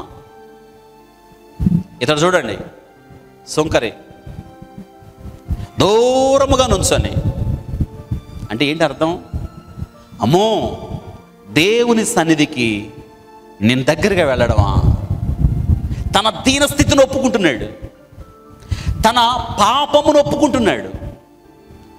ఆకాశము వైపు కనులెత్తుటకైనను ధైర్యం చాలక, అతనికి ఆకాశం వైపు కనులెత్తడానికైనా ఏం చాలదంట? ధైర్యం చాల. ఎందుకండి? ఆకాశము, దేవుడు అంటున్నాడు నా సింహాసనము భూమిన, అంటే దేవుని సింహాసనము తట్టు ప్రభువు కూర్చున్న స్థలము వైపు కనులెత్తడానికి సుంకరికి ఏం చాలలేదు? ధైర్యం చాల. మీకు అర్థం అవడానికి ఇలా చెప్తాను. ఇప్పుడు కోర్టులో ఒక కేసు ఉంది. జడ్జి గారు సీటు మీద కూర్చున్నాడు. ఆ నేరస్థాపన చేయబడిన వాడు, ఆ అక్యూజ్డ్, ఆ ముద్దాయి జడ్జి ముందు దూరంగా నుంచోబెడతారు. ఎట్నుంచోవాలో తెలుసా? చేతులు కట్టుకొని, ఒకవేళ చేతులు కట్టుకోలేదనుకోండి, అక్కడున్న లాయర్ చెప్తాడు చేతులు కట్టుకొని లేదా 2 చేతులు జోడించి ఆయన ఎదురు సాష్టాంగ నమస్కారం చేసేటట్టు ఉండాలి. దండం పెట్టుకుని ఇలా ఉండాలి. అలా పెట్టుకుంటారు. అంత మాత్రమే కాదు, ఏం చెప్తాడు? మరొక మాట చెప్తాడు, తలదించుకో. అంతేగాని జడ్జి గారు ముఖం పెట్టి చూస్తాడా? ఎందుకని? ఇతడు ఏం చేశాడు? నేరం చేశాడు కాబట్టి న్యాయాధిపతి ముఖాన్ని వైపు చూసే ధైర్యం ఉంటుందా? అందుకే తలదించుకునేది ఎందుకు? తప్పు చేశాడు కాబట్టి. ఇప్పుడు ఈ సుంకరి ఎందుకంటే ఆకాశం వైపు చూడలేదంటే, ప్రభువా నువ్వు పరిశుద్ధుడు నాయన, ఆకాశం నీ సింహాసనం, నీ సింహాసనం వైపు కనులెత్తి చూడడానికి నాకు ధైర్యం ఎక్కడ అని అంతటితో అవలేదు. రొమ్ము కొట్టుకొనుచు అంటే గుండెలు బాదుకుంటున్నాడు. ఎవరండి గుండెలు బాదుకుంటాడు? ఘోరమైన దురవస్థలో ఉన్నవాడు. కాని రాని కార్యము జరిగినప్పుడు, అనుకూల పరిస్థితి ఎదురైనప్పుడు, ఒక విపత్తు జరిగినప్పుడు గుండెలు బాదుకుంటాడు. అంటే ఏదో జరిగిపోయింది. ఎందుకు గుండెలు బాదుకుంటున్నాడంటే, రొమ్ము కొట్టుకొనుచు అంటే ఘోరమైన వ్యాధి కలిగింది. ఇర్మియా భక్తుడు అంటున్నాడు, హృదయము ఘోరమైన వ్యాధి, అన్ని పాపాలకు నివాస స్థలం ఇదే. అందుకే గుండె కొట్టుకుంటాడు, ప్రభువా నేను పాపిగా మారడానికి ఈ గుండె కారణం. యోబు భక్తుడు అంటాడు, ఆదాము వలె పాపము నా రొమ్ములో దాచుకుంటే పరమందున్న దేవుని దృష్టికి నేను వేషధారణ అవుతాను అంటున్నాడు. ఈ పాపము ఈ రొమ్ములో ఉంది, హృదయములో ఘోరమైన పాపం, నీ నుండి దూరం వెళ్ళడానికి పాపము ఉద్భవించిన స్థలం ఇదే, ఘోరమైన వ్యాధి కలిగింది అని గుండెలు బాదుకుంటున్నాడు అంటున్నాడు. ఈయనేమని ప్రార్థన చేస్తున్నాడు తెలుసా? ఎందుకు అలా ఏడుస్తున్నాడంటే, ఆ పరిసేయుడు అన్నాడే, ఆ చోరును నేనే ప్రభువా, ఆ న్యాయస్తుని నేనే, ఆ వ్యభిచారిని నేనే, ఘోరమైన పాపములో ఉన్నది నేనే అని అంటాడు. దేవా పాపినైన నన్ను 4 మొక్కలు ఇంత ఏడ్చి ప్రభు దగ్గరికి వచ్చి ఉంటాడు. దేవా నువ్వు నా దేవుడు అయ్యా, నేను పాపిని, నన్ను కరుణించయ్యా. ఎందుకంటే నిన్ను కరుణ వేడడానికి నేను వచ్చాను, నా గొప్పతనం చెప్పుకోవడానికి నా రాలేదు, నన్ను నేను హెచ్చించుకోవడానికి రాలేదు, నిన్ను కరుణ వేడడానికి. నువ్వు దేవుడు అయ్యా, నువ్వు నన్ను కరుణించు, దేవా పాపినైనా నన్ను కరుణించు. అయిపోయింది ఈ ప్రార్థన కూడా. దేవుడు త్రాసు వేశాడు ఇద్దరికి, ఒకడు పరిసేయుడు, ఒకడేమో సుంకరి. దేవుడు ఒక ముక్కలో తేల్చేశాడు, అతని కంటే ఇతడు నీతిమంతుడిగా తీర్చబడి తన ఇంటికి. వీళ్ళిద్దరు ఎవరు నీతిమంతులు? సుంకరా పరిసేయుడా? అందరూ చెప్పండి, ఎవరండి? సుంకరి. వాస్తవంగా మన దృష్టికి చేసిన ప్రార్థన బట్టి, అతడు నిలబడిన తీరు, అతడు హెచ్చించుకున్న తీరును బట్టి మనం వాళ్ళిద్దరినీగా నీతిమంతులుగా తీర్చాలంటే మనం ఎవరికి మార్కులు వేస్తాం? ఎవరికి మార్కులు వేస్తాం? పరిసేయుడికి మార్కులు వేస్తాం కదా. ఆ కళ్ళు మోసం చేస్తాయి మనల్ని కదా, కళ్ళు మనల్ని మోసం చేస్తాయి. అందుకే మనుషుడు పై విషయాలను చూస్తాడు, దేవుడు అంతరంగాన్ని చూస్తాడు. నిజం కదా? అవును. మనం కంటి చూపును బట్టి ఎవరిని జడ్జి చేయకండి, ఎవరికి న్యాయ తీర్పుకు రాకండి, ఒక కంక్లూషన్కి రాకండి. ఎందుకంటే అటువంటి పరిస్థితుల్లో దేవుడు హృదయాన్ని చూస్తాడు. అవుటర్ అపీరియన్స్ మనల్ని చాలా మోసం చేస్తుంది కదా. ఒక వ్యక్తిని చూసి మనం చాలా మంచోడు అనుకుంటాం, కానీ ఆ వ్యక్తి యొక్క హృదయ స్థితి దేవుడికి తెలుసు. సుంకర్ని దేవుడు ఎలాగ తీర్చాడంట? నీతిమంతుడిగా తీర్చాడు. ఈరోజు మనం ప్రార్థన ద్వారా నువ్వు ఎలా తీర్చబడుతున్నావు? నీతిమంతుడిగా తీర్చబడుతున్నావా? 3 ప్రార్థనలు ధ్యానం చేసాం. 4వ ప్రార్థన వ్రాయబడిన వాక్య భాగం 18వ వచనంలో గమనించండి. ఒక అధికారి ఆయన యొద్దకు వచ్చి, సద్బోధకుడా, నిత్య జీవమును వారసుడొకటకు నేనేమి చేయవలని ఆయన అడిగాను. అందుకు యేసు, నేను సత్పురుషుడు ఎలా చెప్పుచున్నావు? దేవుడు ఒక్క తెప్ప మరి ఎవరు సత్పురుషుడు కాదు. వ్యభిచరించవద్దు, నరహత్య చేయవద్దు, దొంగలెద్దు, అబద్ధ సాక్ష్యం పలుకవద్దు, నీ తల్లిదండ్రులను సన్మానింపుము, ఆజ్ఞలు ఎరుగుదువు కదా అని అతనితో చెప్పాను. అందుకు అతడు, బాల్యము నుండి వీటన్నిటిని అనుసరించునే ఉన్నానని. యేసు విని, నీకు ఇంకా ఒకటి కొదువుగా ఉన్నది, నీ కలిగినవని అమ్మి బీదలకు ఇచ్చు, అప్పుడు పరలోకమందు నీకు కలిగిన ధనము కలుగును, నీ వచ్చి నన్ను వెంబడింపమని అతనితో చెప్పాను. అతడు మిక్కిలి ధనవంతుడి కనుక ఈ మాటలు విని మిక్కిలి వ్యసనపడిగా. ఒక ధనవంతుడు యేసుక్రీస్తు వారు భూమి మీద ఉన్నప్పుడు వచ్చాడు. ఇతని గురించి రాయబడ్డది సువార్తల్లో. అతడు ధనవంతుడని, అతడు అధికారి అని, అతడు మిగులు ఆస్తి కలిగిన వాడని రాయబడ్డది. అతడు యవ్వనుడైన అధికారి. యేసుక్రీస్తు దగ్గర పరిగెత్తుకుంటూ వచ్చాడు. ఎందుకంటే ఇతన్ని ఒక ఆలోచన తొలిచివేస్తుంది. ఏంటంటే ఆలోచన, నేను చచ్చిపోతే నా సంగతి ఏంటి? నేను చచ్చిపోతే నేను పరలోక రాజ్యం చేరాలంటే నేనేం చేయాలి? బాగుంది ఆలోచన కదా. ఎప్పుడన్నా మీకు ఈ ఆలోచన వచ్చిందా? ఇప్పుడు మనందరం చచ్చిపోతే మన సంగతి ఏంటి? ఎప్పుడన్నా ఆలోచించారా? మనం బ్రతికుండాం అంటానికి గ్యారంటీ లేదు. చనిపోయిన తర్వాత మన సంగతి ఏంటో ప్రతినిత్యం మనం సిద్ధపాటు కలిగి ఉండాలి. వీడికి మంచి ఆలోచన వచ్చింది. బైబిల్ గ్రంథంలో ఉన్న ప్రాముఖ్యమైన ప్రశ్నలో ఇదొక ప్రాముఖ్యమైన ప్రశ్న. What must I do to inherit the kingdom of God? వీడంటాడు, నేను పరలోక రాజ్యాన్ని పొందడానికి నేనేం చేయాలి? స్పష్టమైన సూటి అయిన ప్రశ్న. ఈ ప్రశ్న ఎవరు జవాబు చెప్పాలో ఆయన దగ్గరికి పోయాడు పరిగెత్తుకుంటా. వాడు వెళ్ళటం కూడా నడుచుకుంటే వెళ్ళాలా, రేపు తెలుసుకుందాం అనుకోవాలా, లేదా కొద్ది రోజులు అయిన తర్వాత తెలుసుకుందాం అనుకోవాలా. వెంటనే అంటే ఎమర్జెన్సీ క్వశ్చన్ ఇది. పరిగెత్తుకుంటా యేసు దగ్గరికి వెళ్ళి, వీడు మామూలుడు కాదు, చాలా మంచోడు. ఎట్టగో తెలుసా? పై అధికారి, యవ్వనుడు, మిగులు ఆస్తి కలిగిన వాడు. యేసుక్రీస్తుని చూశాడో లేదో రోడ్డు మీద, అట్టగే మోకరించి సాష్టాంగపడి అంటాడు, బోధకుడా, నిత్య జీవాన్ని పొందడానికి నేను అయ్యయ్యా చెప్పయ్యా, నేను పరలోక రాజ్యం చేరాలంటే నేనేం చేయాలో చెప్పు, పరలోక రాజ్యం చేరాలంటే నేనేం చేయాలో చెప్పయ్యా అన్నాడు. ప్రభువారు వాడికి అన్నీ చెప్పాడు, ఆజ్ఞలు ఒకదాని తర్వాత ఒకటి. వాడు ఏమన్నాడంటే, అయ్యా ఇవన్నీ నాకు తెలుసు, చిన్నప్పటి నుంచి వీటన్నిటినీ నేను అనుసరిస్తూనే ఉన్నాను. ప్రభు అన్నాడు, వెరీ గుడ్, నువ్వు మంచోడివి, అని అన్నాడు. అట్టయితే నీకు ఇంకా ఒక్కటి కొదువుగా ఉంది అని అన్నాడు. నీ ఆస్తి నమ్మి మాట్లాడాడు. మీ ఆస్తి నమ్మి పేదలకిచ్చి వచ్చి నన్ను. Simple formula.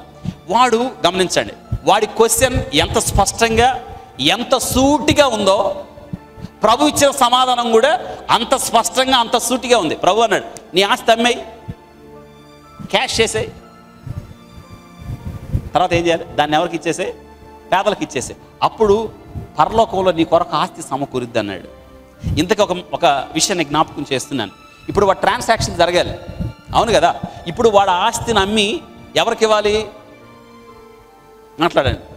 ఆస్తిని అమ్మి ఎవరికి ఇవ్వాలండి? పేదలకు ఇవ్వాలి. పేదలకు ఇవ్వడం అంటే వాడు ఎక్కడ దాస్తున్నాడని అర్థం. మనం ఈ బ్యాంకులో తీసి ఆ బ్యాంకులో వేసినట్టు సింపుల్. ఏమా, ఎస్బీఐలో తీసి స్టేట్ బ్యాంక్ ఆఫ్ ఇండియా తీసి ఆంధ్ర బ్యాంకులో వేస్తున్నాం డబ్బులు. మీకు అర్థమవుతుందా? ఇప్పుడు స్టేట్ బ్యాంకులో ₹1,00,000 ఉంది మీది, దాన్ని తీసి ఆంధ్ర బ్యాంకులో వేస్తే ఎంత అయింది? 2 లక్షలు అయితే లక్షగానే ఉంటుందా? లక్షగానే ఉంటుంది. కాబట్టి బ్యాంక్ మారింది, ట్రాన్సాక్షన్ మారింది. సేమ్ ఇంతే ప్రభు చెప్పిన సూత్రం కూడా అదే.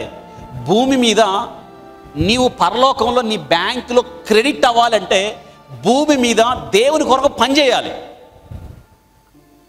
పరలోకంలో నువ్వు ధనవంతుడిగా మారాలంటే భూమి మీద ప్రభు ఇచ్చిన ఆజ్ఞ, నీ ఆస్తి నమ్మి పేదలకు ఇస్తే అది ఎవరికి ఇచ్చినట్టు? దేవునికి ఇచ్చినట్టు. అంటే నీ అకౌంట్లో క్రెడిట్ అవుద్ది. ఆ అకౌంట్ ఎక్కడ? భూమి మీద, పరలోకం ఉందా? అందరూ చెప్పండి, ఎక్కడ? పరలోకంలో. ఏమా, ఇప్పుడు పరలోకంలో ఎంత దాచుకున్నారు మీరు? అసలు అకౌంట్లు ఉన్నాయా మీ అందరికీ? దేవునికి ఇస్తే అక్కడ క్రెడిట్ అవుద్ది. భూమి మీద దేవుని నామంలో నువ్వేది చేసినా, ఆయన సేవకు ఇచ్చావా, ప్రభు పరిచర్యకి ఇచ్చావా, దేవుని సేవకులకి ఇచ్చావా, దేవుని నామములో నువ్వెవరికి ఇచ్చావా అనవసరం, దేవుని నామంలో చిన్నపిల్లల పరిచర్యకి ఇచ్చావా, కుష్ఠరోగులకి ఇచ్చావా, ఆహారం లేని వారికి ఇచ్చావా, వస్త్రాలు లేని వారికి ఇచ్చావా, మిక్కిలి అల్పులైన ఈనా సహోదరులో ఒక్కరికి చేస్తే నువ్వు చేసినట్టే, దేవునికి క్రెడిట్ అవుద్ది. మరి ఆలోచించండి, మరి దేవునికి ఇస్తున్నారా? మీరు పరలోకంలో భూమి మీద ధనవంతులుగా ఉండడం కాదు, ప్రభు చెప్పాడు పరలోకంలో ధనవంతులుగా ఉండండి. ఒక ఆమె చచ్చిపోయి పరలోకానికి పోయింది. పరలోకానికి పోతే అందరికీ దేవదూత మెనూ కార్డులు సప్లై చేస్తుంది. మధ్యాహ్నం మీల్స్ టైంకి చేరుకుందామా అంటే 10-10:30 చచ్చిపోయిందామా అంటే ఏ టైంకి పోయింది? లంచ్ టైంకి పోయింది పరలోకానికి. దేవదూత వచ్చి మెనూ కార్డ్స్ ఇస్తుంది. అందరూ ఆ మెనూ కార్డులో టిక్ చేసుకుంటున్నారంట. ఈమెకి టక్మని ఆ మెనూ కార్డులో చికెన్ ఫలావ్ అని ఉందంట. అందులో టిక్ చేసింది. ఆమెకి ఇష్టం. ఏమిష్టం? చికెన్ ఫలావ్ ఇష్టం ఆమెకి. దేవదూత వచ్చి ఏం టిక్ చేసామంటే నాకు చికెన్ ఫలావ్ కావాలందంట. టిక్ చేసి దేవదూత ఆమెను టిక్ చేసుకొని అక్కడ కిచెన్కి వెళ్ళిపోయింది ప్రిపేర్ చేయడానికి. ఈమెకి లంచ్ వచ్చేసింది. ఆ లంచ్ వస్తే ఈమె ఆత్రంగా ఆ ప్యాకెట్ ఓపెన్ చేసిందంట. ఓపెన్ చేస్తే అందులో చికెన్ పలావ్ లేదు, అన్నం పప్పు పచ్చడి ఉందంట. ఏముంది? అన్నం పప్పు పచ్చడి. ఈమె ఆశ్చర్యపోయి మళ్ళీ ఆ దేవదూతను పిలిచింది. నేను మెనూ కార్డులో టిక్ చేసింది ఏంటి? చికెన్ పలావ్ కదా, నాకేంటి పప్పు అంత అన్నం పచ్చడి వేశారంటే ఆగని ఒక చాతు తీసుకొచ్చిందంట ఆ దేవదూత. ఆ చాతు తెచ్చి, ఇదిగో పరలోకంలో ధనం నీ కొరకు సమకూరింది ₹163. నువ్వు జీవితకాలం అంతా దేవునికి ఇచ్చింది అంతా ₹163. ఈడ చికెన్ ఖరీదు ₹250 అందంట. ఏంటి అంటే చికెన్ పలావ్ ఒక పూట వచ్చేది కూడా ఆమె దేవుని దగ్గర దాచిపెట్టలా. అంటే దీన్ని బట్టి కథ వల్ల ఏమర్థం అవుతుంది? అమ్మ మళ్ళీ ఒకవేళ అక్కడ చికెన్ పలావ్ ఒకటి ఉంటుందా అనుకున్నారు మీరేమన్నా, అక్కడే ఉండవు. ఇది కథలాగా చెప్పడానికి జ్ఞాపకం చేస్తాను. అంటే అర్థం ఏంటంటే పరలోకంలో మనం ధనవంతులుగా మారాలన్నది దేవుని యొక్క ఉద్దేశం. మన జీవితకాలం అంతా కూడా ఇక్కడే అంటాం, నిజమే. ఇక్కడ ధనవంతులుగా ఉండొద్దని ప్రభు చెప్పలేదు. అదే సమయంలో భూమి మీద మీ కొరకు ధనం కూర్చుకోవద్దు. ఎందుకంటే ఇక్కడ దొంగలు ఉన్నారు, చిమ్మట కొట్టడం, ఇక్కడంతా పాడైపోద్ది. అందుకే పరలోకంలో మీ కొరకు అక్కడ కూడా మీ కొరకు ధనాన్ని సమకూర్చుకోండి. అంటే అల్పకాల దాని మీద మీ దృష్టిని కేంద్రీకరించండి, శాశ్వతమైన దాని మీద మీ దృష్టిని ఉంచండి అంటున్నాడు. కాబట్టి వీడు గమనించేదా? ప్రభు చెప్పాడు సూటిగా, యవనుడా మంచి ప్రశ్న అడిగావు, నీ ఆస్తి నమ్మి పేదలకు ఇచ్చి వచ్చి నన్ను వెంబడించు అన్నాడు. ఏమైందండి? బైబిల్ గ్రంథంలో రాయబడింది, వాడు మిగులు ఆస్తి కలిగిన వాడు కాబట్టి ఈ మాటలు వాడికి నచ్చల. అంటే ఆస్తి అమ్మడం వాడికి ఎంత విచారకరమైన సంగతి తెలుసా? వాడు పరలోక రాజ్యాన్ని పోగొట్టుకున్నాడు, కానీ దేన్ని వదలలేకపోయాడు? ఆస్తిని. ప్రార్థన చేశాడు, బాగుంది, కానీ జవాబు పొందాడు, బాగానే ఉంది, కానీ ప్రభు ఇచ్చిన ఆ జవాబును బట్టి వాడు జీవించలేకపోయాడు. వాడు నిత్య నాశనానికి వెళ్ళిపోయాడు. అందుకే మీ ధనం ఎక్కడుండునో మీ హృదయం కూడా. అవును, ఇహలోకమందు ధనవంతులైన వారు గర్విష్ఠులు కాక అస్థిరమైన ధనము యందు నమ్మికుంచక సర్వమును ధారాళముగా అనుభవించు దేవుని యందు మీ నమ్మికుంచాలంటున్నాడు భక్తుడు. అవును కదా, మనం ఎవరిలో అండి మనం నమ్మికుంచుతున్నాం? దేవునిలోనేనా? 4వ ప్రార్థన. 5వ ప్రార్థన, చివరి ప్రార్థన. ఒక గుడ్డివాడు భిక్షకుడు చేసిన ప్రార్థన 38వ వచనంలో వ్రాయబడిన ఆ ప్రార్థన కూడా ప్రభువారు మన కొరకు రాసిపెట్టాడు.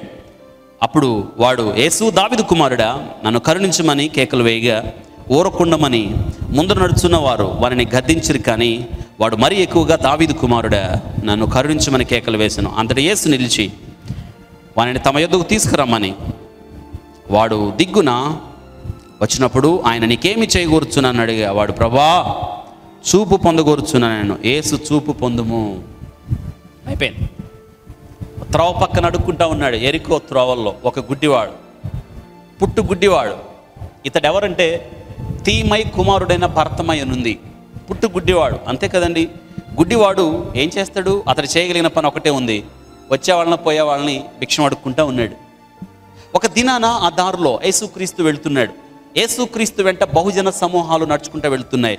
చాలా అడుగుల శబ్దం విన్నాడు. వాడు అడుగుతున్నాడు. ఏంటంటే వాడికి చెప్పారు, నజరేయుడైన యేసు ఈ దారిలో వెళుతున్నాడని చెప్పారు. వాడు ఆలస్యం చేయకుండా వెంటనే ఏమని కేకేస్తున్నాడంటే, యేసు దావీదు కుమారుడా, నన్ను కరుణించమని కేకలు వేశాడు. చుట్టుపక్కల వాళ్ళు అన్నారు, ఊరకుండు, అరవద్దని. వాడు ఇంకా కేకలు వేశాడు. వాడి కేకలు యేసు దాకా చేరినాయి. యేసు ఆగి పిలిచాడు. పిలిచి, నీకు నేనేం చేయగోరుతున్నాను అన్నప్పుడు వాడు అంటున్నాడు, అయ్యా, నాకు చూపు దయచేయి అన్నాడు. ఈరోజు నేను జ్ఞాపకం చేస్తున్నాను, వాడి పరిస్థితుల్లో ఎలా ప్రార్థన చేశాడో చూడండి. వాడి దీనస్థితిలో ఎలా ప్రార్థన చేశాడో చూడండి. వాడు అంధత్వంలో, చూపు లేని స్థితిలో, భిక్షం అడుక్కుంటున్న స్థితిలో, త్రోవ పక్కనున్న స్థితిలో, ఎవరు ఆదరించని స్థితిలో, అందరూ వాడిని నోరుము అన్న స్థితిలో వాడు ఇంకా ఎక్కువ కేకలేశాడు. ఎందుకంటే వాడి కేకలు దేవునికి చేరులాగున. యెహోవా సమీపముగా ఉండగా మీరు ఆయన్ని వేడుకొనుడనే మాట ప్రభు దగ్గరికి వస్తున్నప్పుడు వాడు చూడండి, యేసు దావీదు కుమారుడా అంటాడు. అంటే వీడు విన్నదేమో ఎవరు వెళుతున్నారు అంటే నజరేయుడైన యేసు అన్నప్పుడు, వీడు నజరేయుడైన యేసు అనకుండా అంటాడు, దావీదు కుమారుడా అంటే యేసు ఎవరో వంశ పారంపర్యం, వంశ పుట్టు పూర్వోత్తరాలు వీడికి బాగా తెలుసు. అంటే దావీదు వంశంలో ఎవరు పుడతారని తెలుసు వీడికి. అందుకే దావీదు కుమారుడా యేసు. మత్తయి సువార్త 1వ అధ్యాయం 1వ వచనం, అబ్రహాము కుమారుడైన దావీదు కుమారుడైన యేసుక్రీస్తు వంశావళి. అంటే యేసు వంశావళి ఏంటో వీడికి బాగా. అవునండి, గుడ్డివాడే కానీ వాడు జ్ఞానం కలిగినోడే. యేసుక్రీస్తు ఏ వంశంలో పుడతాడో వీడికి బాగా తెలుసు. యేసు ఆగి పిలిచి అన్నాడు, నీకు నేనేం చేయాలన్నప్పుడు వాడు అంటాడు, అయ్యా, నాకు చూపు దయచేయి. ప్రభు వాడికి చూపించినప్పుడు ఒక మంచి మాట, యేసు వెంట త్రోవలో యెరూషలేముకి వెళ్ళిపోయాడు. వాడు ఎవరంటే వెళ్ళిపోయాడండి? యేసు వెంట. త్రోవ పక్కన ఉన్నవాడు త్రోవలోకి వచ్చి చూపు పొంది మొట్టమొదట యేసయ్యను చూచి యేసు వెంట యెరూషలేముకు వెళ్ళాడు. వాడు చేసిన ప్రార్థన వాడికి చూపును తీసుకొచ్చింది, యేసును చూచే పరిస్థితి కల్పించింది. యేసు వెంట యెరూషలేముకి వెళ్ళే పరిస్థితి వాడికి దేవుడు దయచేశాడు. ఈరోజు నేను జ్ఞాపకం చేస్తున్నాను, మనందరికన్నా వాడు ధన్యుడు. ఎందుకు తెలుసా? వాడికి చూపు వచ్చిన తర్వాత మొట్టమొదటిగా ఎవరిని చూశాడు? యేసును చూశాడు కదా. మరి మనం అండి ఎలా ఉన్నాయి మన జీవితాలు?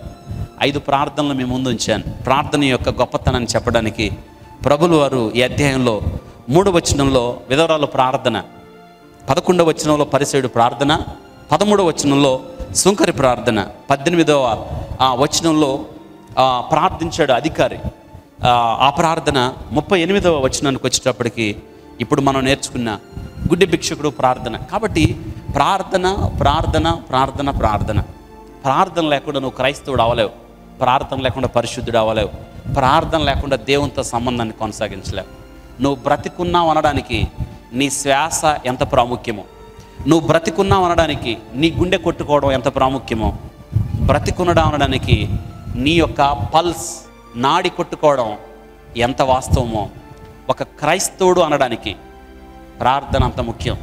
నువ్వు ఇంకా ప్రార్థించడం నేర్చుకోలేదా? ఇప్పుడున్న వాక్యాన్ని ఇంటి దగ్గర ధ్యానం చేయండి, ప్రార్థించండి, ఒక మంచి క్రైస్తవులుగా మారండి.